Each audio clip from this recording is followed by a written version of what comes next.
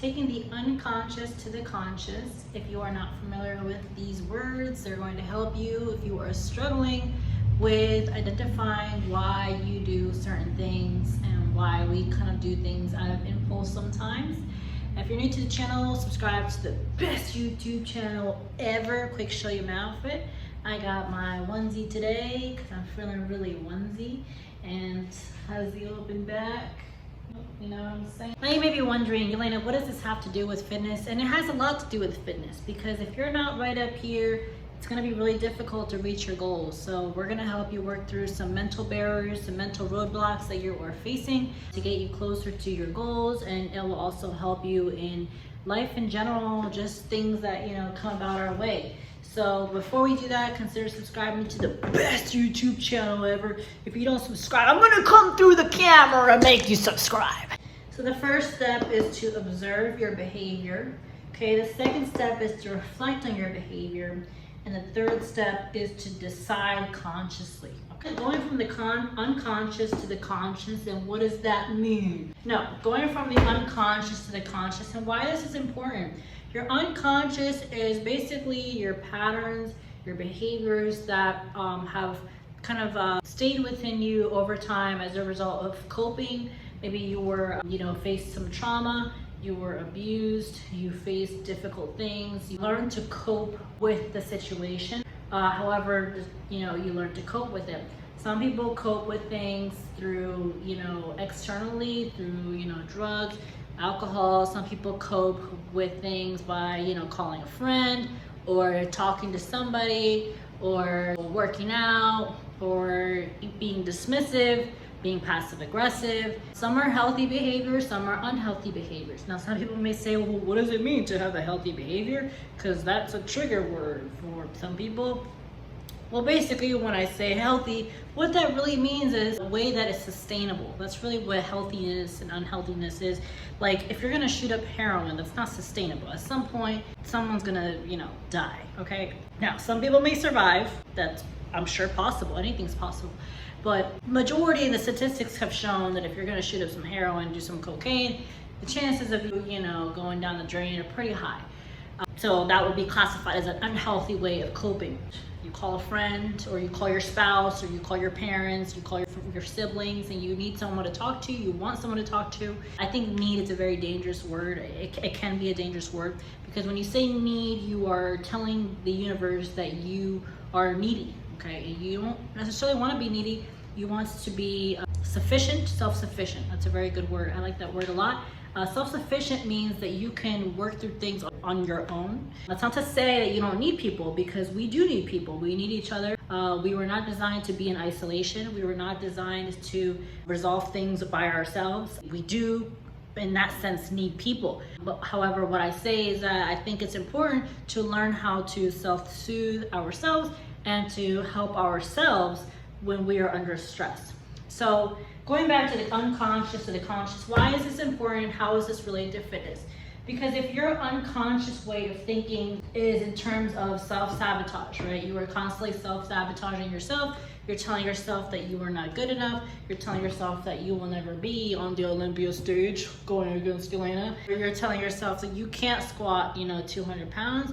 Then you will in fact not be on Olympia against Yelena. You will in fact not be able to squat 200 pounds. You will in fact not be able to lose weight, because you were telling yourself that unconsciously. So this can even be applied to relationships, as I do talk about relationships on my channel. Dating and relationships, it kind of has a lot of carryover to fitness.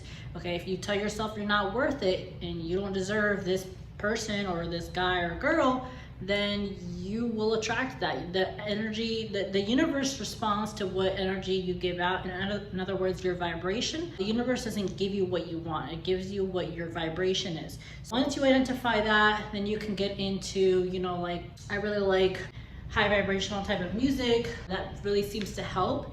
Also, being grateful for what you currently have. Being grateful raises your vibration. Naturally, even something as simple as saying thank you for the food, thank you for my house, thank you for my health. You are expressing gratitude for that moment.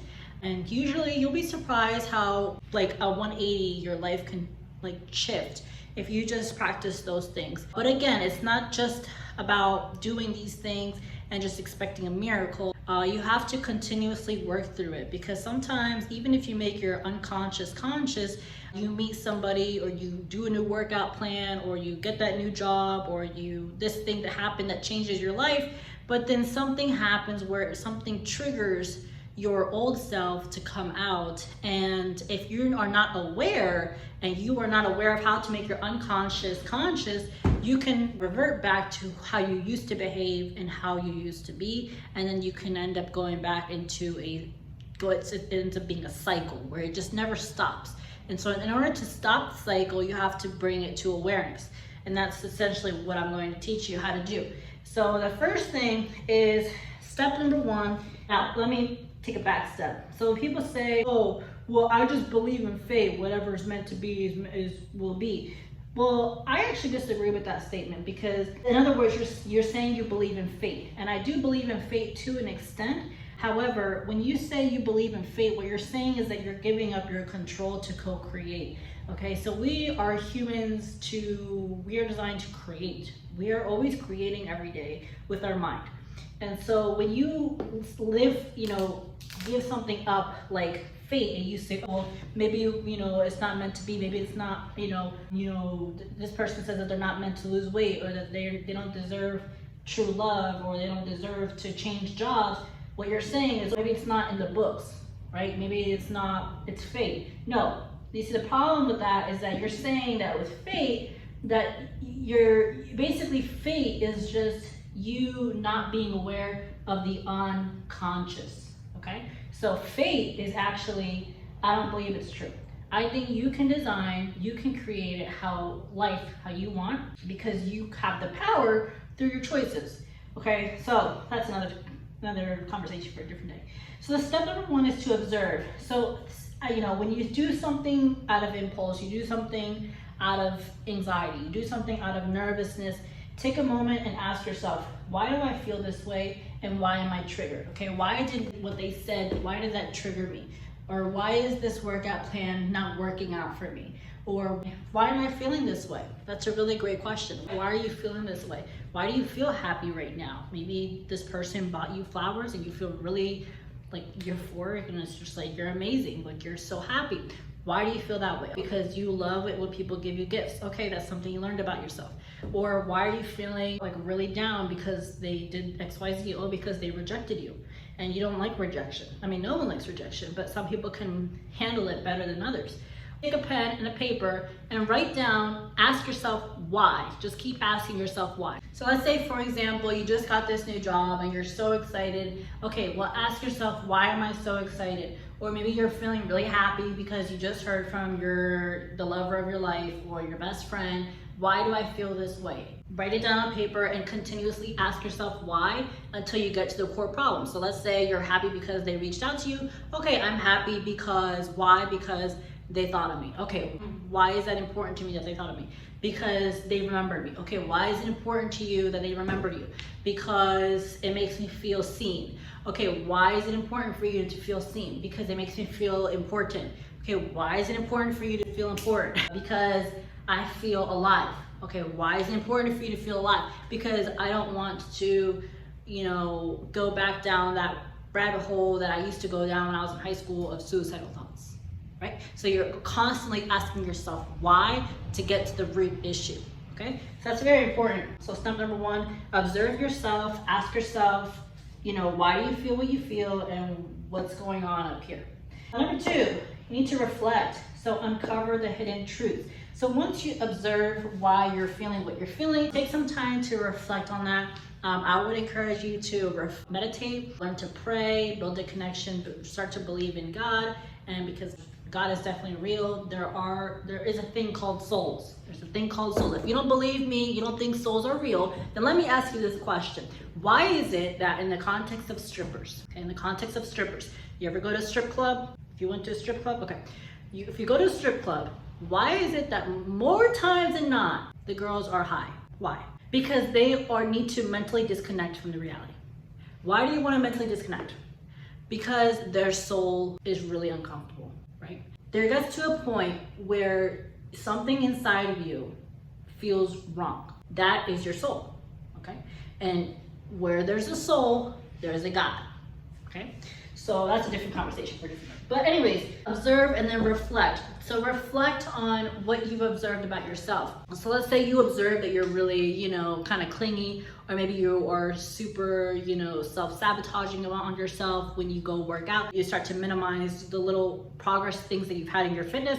Okay, reflect on that and try to uncover what the truth is behind that. That goes back to, again, asking yourself, why are you doing that to yourself? Why are you sabotaging yourself? Why are you telling yourself that you don't deserve it? Why are you telling yourself that you are not capable? Why is a very powerful word? And so then number 3, once you observe and reflect on what you did or thinking, then you can actually decide consciously and you can respond in alignment with your values, okay? So this is where the power is. This is where the magic is.